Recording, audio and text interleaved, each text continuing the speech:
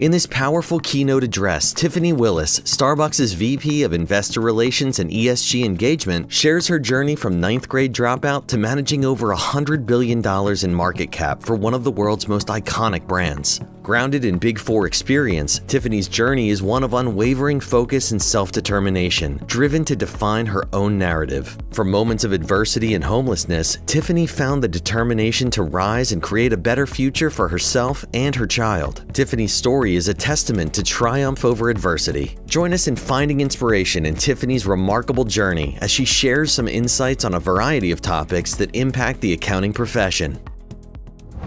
You're indeed correct. Ninth grade dropout to now managing over $100 billion in market cap for Starbucks. And really the pivotal moment for me was, when I found myself one day waking up and I had my young son and we were in shelters and I was surrounded by a ton of bunk beds with a ton of strangers. And I just thought to myself, this cannot be my life. This cannot be my future.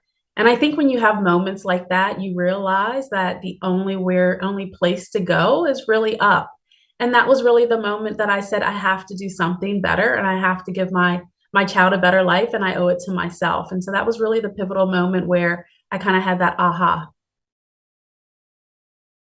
Brief introduction about myself. I did undergrad in accounting and started my career in Big Four, first with PwC and then with Ernst & Young. And so accounting really was the foundation of my career. So, that experience was definitely life-changing as people try to define me. And I couldn't even put into words what it was like when I was experiencing it. But as I reflect back, for me, it was just about being focused. It was about being relentlessly focused and not letting other people define me or my situation or my future, but truly owning it myself, which is why I then, refer to it as owning my narrative.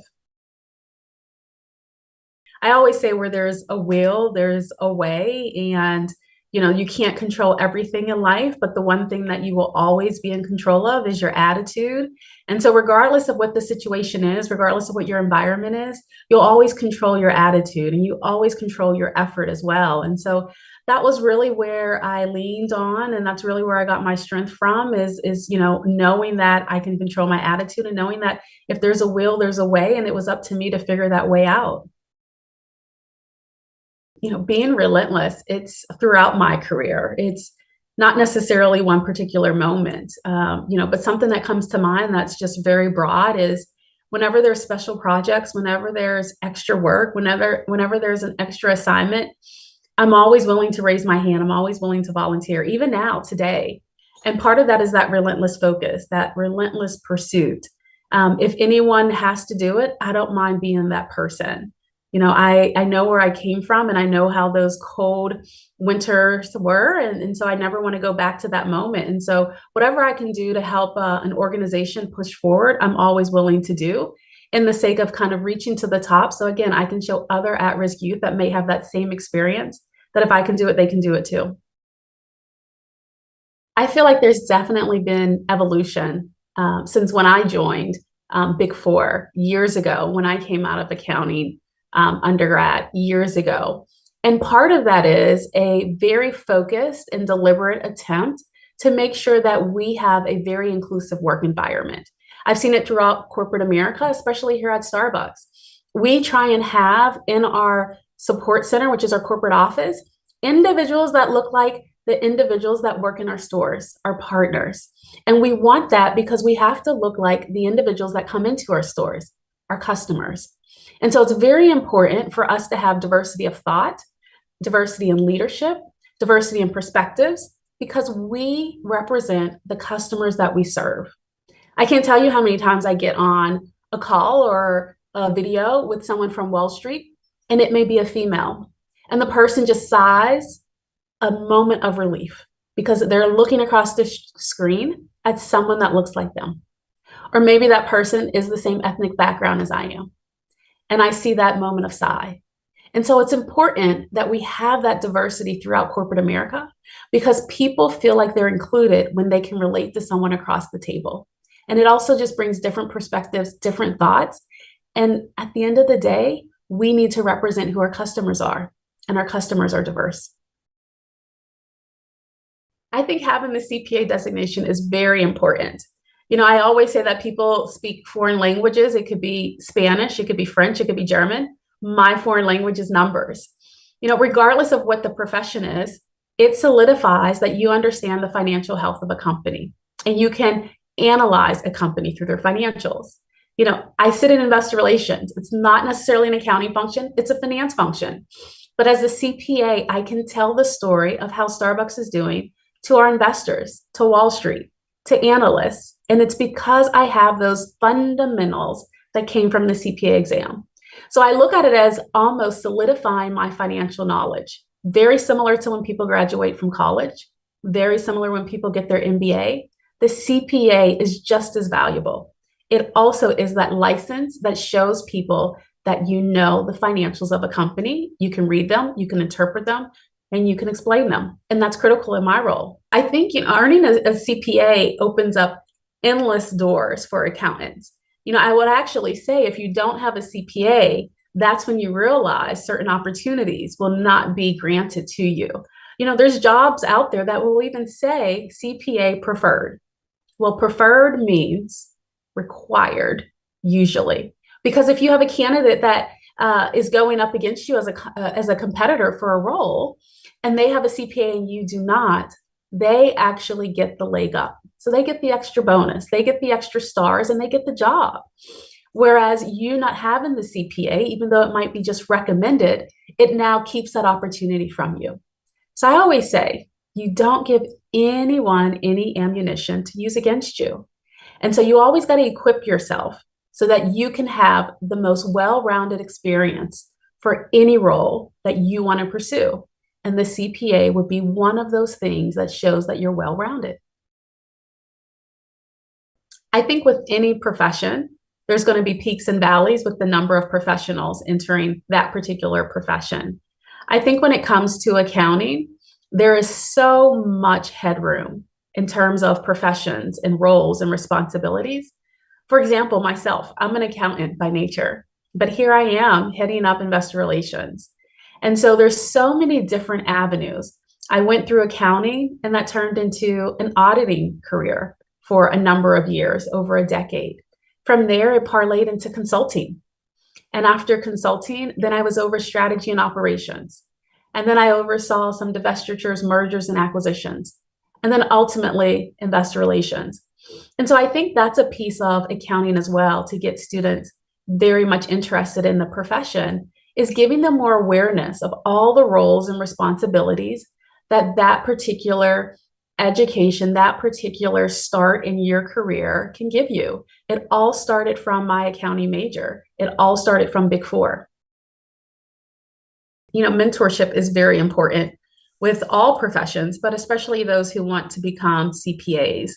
I think one, it is easier to understand what you want to do if you can see someone doing it. And then two, if you have someone that's been through that journey, they can then help you get through the journey. They understand what you're going through. They understand the hurdles all the way up through taking the CPA exam. So having someone that's a sounding board that can say, I know how you're feeling. I know what you're going through.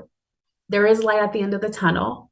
It gives that individual a lot of motivation and a lot of inspiration. And it can make all the difference in them achieving their dreams of getting a CPA or being discouraged.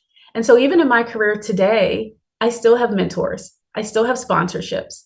I still have people that serve as my board of directors and as a sounding board. So if I start to encounter any part of my career where I get puzzled, I get confused, or even demotivated, I have individuals that I can go to and talk through it. And I think that's very important for students as well, especially as they're going into their profession and finding someone in their profession to be that mentor. Professional development is very important. I am a big fan of professional development. It's what inspired me to go back and get my MBA years after I came out of undergrad, because I wanted to continue to be able to think broadly and be able to think whatever the current topics and hot topics were. I wanted to be exposed to them. And then it also inspired me to continue my education. And I graduated from Wharton's advanced management program. And that was also something where I wanted to get more deeper into org leadership as I try and rise up to the top ranks. And so throughout my career, I've had those moments of education, continuing professional opportunities, but I've also done it outside of the institutions. I've also done it through, whether it's licensees and certain things like internal audit and getting certifications and certain things like cybersecurity. And so for me, it's always been, if I sit in a room with other leaders, do I understand what they're speaking about? Do I understand what's hot topic for them and their function? And that's really what motivates me, because if I don't understand their language, if I don't understand their lingo, then I use it as an opportunity to do continuing education myself, to take a course, to do an online webinar. And so for me, it's always been part of my career journey to have that professional development, to have that unceasing curiosity. And I think it really keeps me fresh, and it allows me to continue to gain perspectives that's very useful when I go into the boardroom. A piece of advice I would give to younger professionals or students that's entering the accounting arena is to make sure that you're just not learning your major, but make sure that you spend time learning some of the soft skills that higher education affords you, right? That can be communication. It can be influencing without authority. It could be navigating through ambiguity. But such skills are critical, just not the technical skills, but those soft skills. And so take advantage of your education and the surroundings and mentorship and programs, because those soft skills will also help you get to your goals in combination with the technical skills as you're in accounting. One of the things that I've done in my career that I thought at the time may not have been a big decision, but it turned out it was. Every time I was afforded an opportunity, I always thought about that opportunity as to what skills, what tools will it give me that I don't already have? And so as I went through my career, I kind of thought about it as a toolbox, right? And as a new opportunity came up, if it was going to afford me the skills of a hammer, and I already had a hammer, I wouldn't go for that opportunity. But if it gave me the opportunity for a screwdriver, and I only had a flathead and I needed that Phillips screwdriver, I went for that opportunity. And so many times what people do is they go for the opportunities that they're most comfortable with, the ones that have hammers, because that's what they have in their toolbox and they know how to use it. I did the opposite. I would always go for things that I did not have to build up my toolbox. And I think it made a big difference in my career, because then I was able to flex and be nimble and be agile when opportunities would come that I was interested in, such as investor relations, because my boss, my supervisor, my mentor was able to be my champion and say one thing about Tiffany, she can figure it out. But that was all because I always went for opportunities to diversify my skills as opposed to going for the ones that gave me the most comfort. I think it's very important for us to use moments like this to highlight, professions such as accounting and professionals such as accountants, because sometimes we're the back office, so people don't see us, they don't hear about us, but they don't really realize that we're the ones in the back that's making things continue to move. And so it's awareness, it's transparency to allow people to know what is in corporate. Who's in the back office? What are those roles? And you'll be surprised to find that in the finance and accounting arena, a lot of us are accountants. And I think it's important to highlight that as people are looking up and wanting to be CEO or CFO, a lot of those individuals may have started their career in accounting. I know one of my prior CEOs was a CFO, and that's because they were a CPA. And so here they were as a CEO of a Fortune 500 company, and they started their career as a CPA. So I think it's very important for people to understand all the professions that sometimes don't get the light shined on them, because that may be your ticket, that may be your track, that may be your journey to getting to the ultimate role that you want, such as a CEO. Surgent would like to extend our heartfelt gratitude to Tiffany Willis for joining us in celebrating International Accounting Day. Get ahead and stay ahead with Surgent.